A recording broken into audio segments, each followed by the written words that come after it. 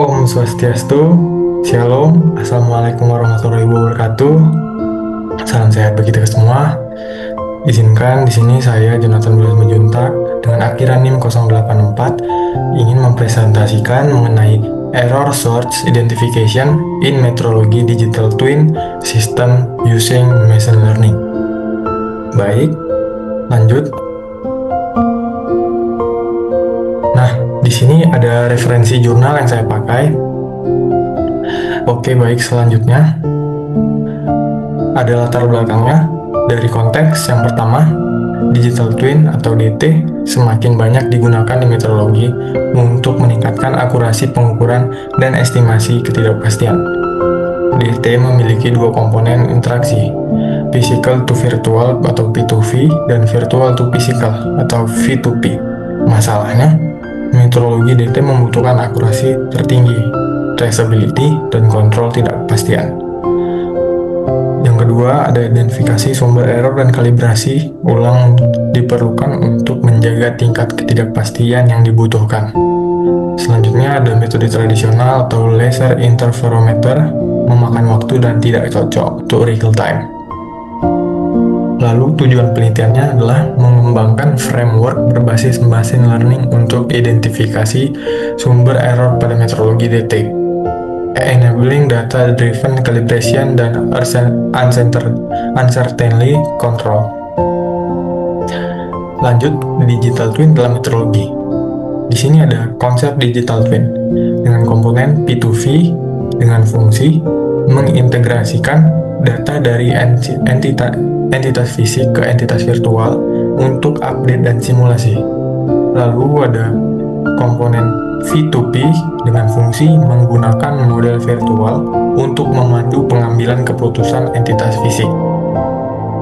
Lanjut, manfaat DT dalam meteorologi.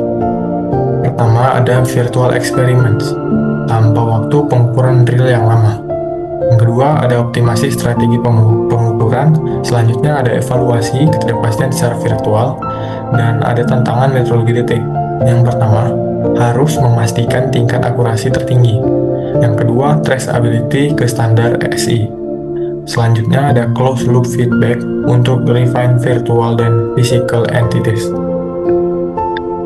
Selanjutnya ada kerangka metodologi yang diusulkan.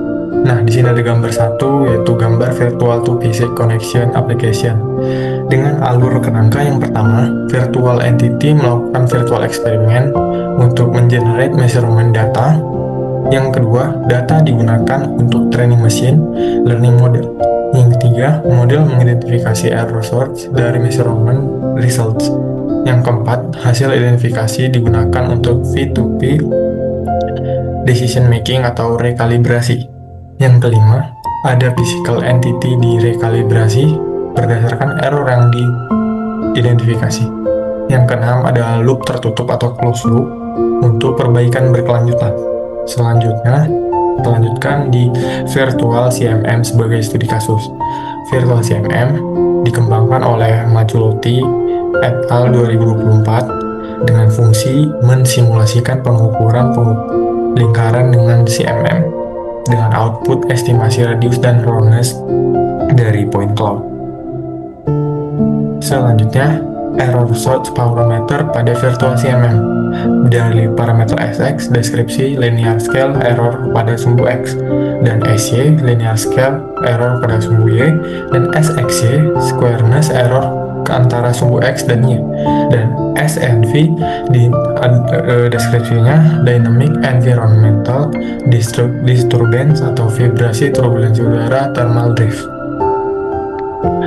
Lanjut, ada problem definition, klasifikasi dan regresi. Di sini ada gambar 2, problem definition of error source identification task on virtual CMM dengan dua tugas machine learning.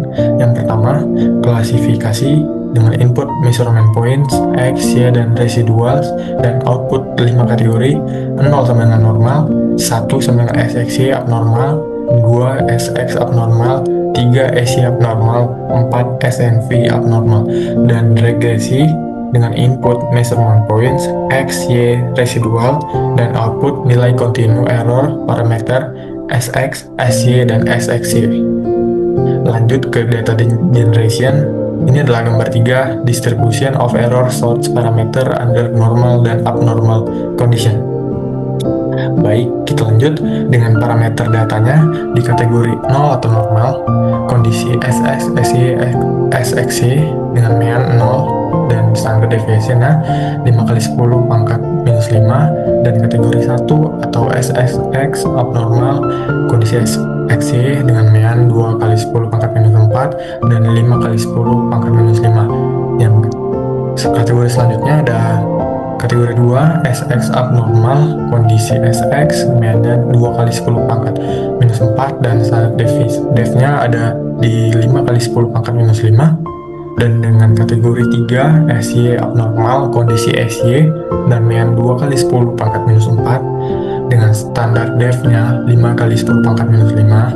Dengan kategori 4, SMV abnormal, dengan kondisi dynamic environmental disturbance dengan mean 0 dan standard deviation 0. Dengan dataset 1000 training samples ditambah 1000 testing samples. Baik, selanjutnya ada transformer based machine learning mode. Ini adalah gambar 4, the architecture of the proposed transformer based model for error source identification.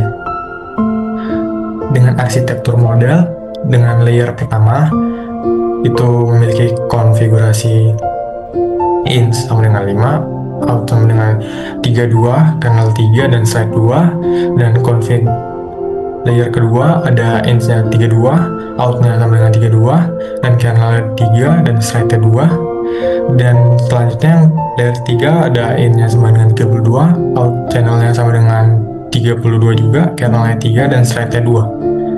Lalu ada transformer encoder dengan konfigurasi 3 layer, 4 heads, dan di modelnya 32 dengan layer FC1 dengan konfigurasi linear atau flattened 32, dan layer ke FC2 konfigurasi linear 32, 16, dan FC3 itu linear 16 out dim dengan input 1000 dikali 5 feature matrix X, Y residual X residual Y dan radial residual.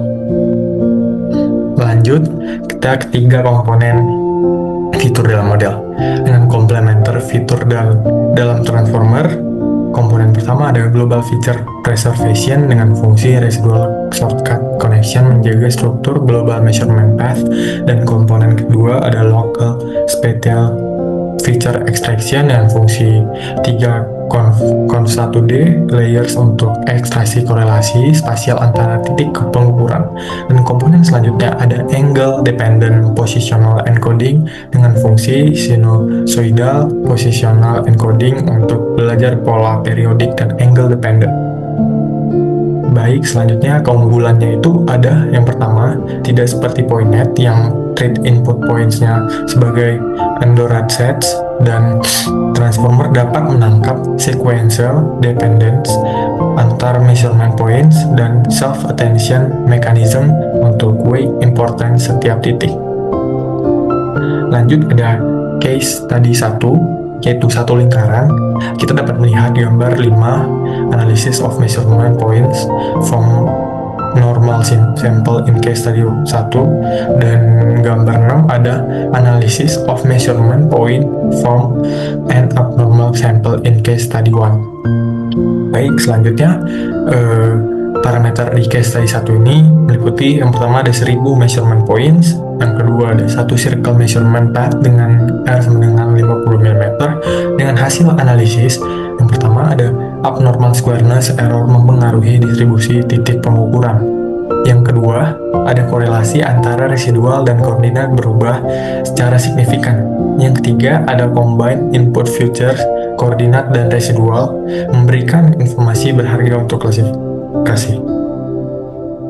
Dan selanjutnya ada case 2 lingkaran, dan ini adalah gambar 7 comparison of normal and abnormal samples in case study 2. Dengan parameter case study 2 meliputi pertama ada 1000 measurement point total, yang kedua 500 point dengan R sama dengan 50 mm, dan Selanjutnya 500 poin dengan R sama dengan 30 mm. Baik, yang kedua, selanjutnya kita ada case study 2 lingkaran dengan keunggulan 2 circle, yaitu variasi distribusi titik lebih besar. Yang kedua, informasi geometri komplementer inner dan outer circles.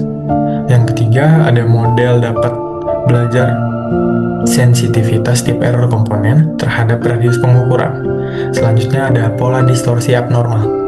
SX dan SY pola deviasi simetris panjang sumbu X dan Y. SXY distorsi diagonal atau squarence error. Dan SMV pola irregular dengan multiple angle dependent source. Baik, kita lanjut ke hasil klasifikasi. Dan ini adalah gambar 8 per class classification accuracy of the three models. Lanjut, ini adalah hasil case study 1 atau one circle dengan model CNN dengan total akurasi 94,18%. Yang kedua ada model PointNet dengan total akurasi 94,60%. Dan yang ketiga ada model transformer dengan total akurasi 95,83%. Selanjutnya ada hasil case study 2 dengan model CNN akurasinya 94,05%, dan kedua ada model PointNet dengan total akurasi 94,81%. Yang ketiga ada model transformer dengan total akurasi 95,28%. Dengan kesimpulan, dari dua case study, transformer memberikan performa yang terbaik dan paling stabil. Baik, selanjutnya di sini adalah hasil regresi dengan gambar 10 sebagai comparison between predicted and ground truth error values. Dan hasil regresi di SX, model CNN, dan MAE kali 10 pangkat atau 10 kali 10 pangkat minus 5, 0,801, dan R kuadratnya itu di angka 0,985. Dengan model PointNet dia itu 0,839 dan R kuadratnya ada di angka 0,985 juga. Dan di transformer di MAE-nya ada 0,714 dan R kuadratnya ada 0,988. Baik, di sini ada hasil regresi di error SY dengan model CNN. MAE-nya itu 0,795 dengan R kuadrat 0,985, dan model PointNet MAE-nya itu 0,882 dan R kuadratnya 0,983. Dan di transformer MAE-nya itu ada 0,707 dan R kuadratnya ada di 0,987. Dan lanjut di error SXY, modelnya itu ada CNN dan MAE-nya itu 0,878 dan R kuadratnya ada di 0,982. Dengan model PointNet, MAE 0,937 dan R kuadratnya 0,978. Dengan model transformer, MAE-nya ada 0,842 dan R kuadratnya ada di angka 0,982. Dengan kesimpulan, transformer memiliki MAE terendah dan R kuadrat tertinggi untuk semua error parameters. Dan selanjutnya, ada performa dengan jumlah training sampel yang berbeda. Dengan gambar 11 adalah the prediction performance with different number of training samples. Dengan temuan akurasi klasifikasi meningkat cepat dengan lebih banyak data, stabil ketika sample size lebih besar dari 500, dan transformer mencapai akurasi lebih dari 95% dan 97% untuk SNV dengan lebih dari 1.500 samples. MAE regression turun dari 2,0 kali 10 pangkat minus 5 ke kurang dari 0,75 kali 10 pangkat minus 5 dengan lebih banyak data. Nah, kita sampai di kesimpulan. Di sini saya menyimpulkan dengan kesimpulan pertama saya itu framework identifikasi error source berbasis machine learning berhasil dikembangkan untuk metrologi digital twin system. Yang kedua ada transformer based model dengan 3 komponen fitur global, lokal, positional encoding mampu mengidentifikasi berbagai jenis error dengan akurasi tinggi.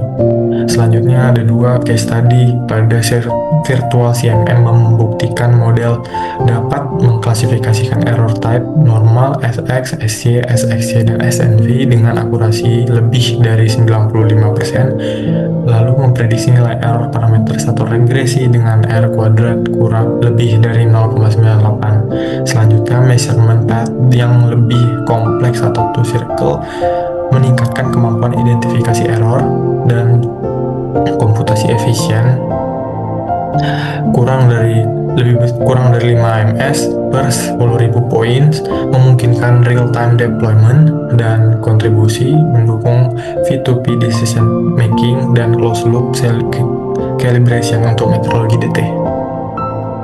Baik, sekian presentasi yang dapat saya sampaikan. Mohon maaf jika ada salah kata dan salah penyampaian. Terima kasih buat yang sudah menonton.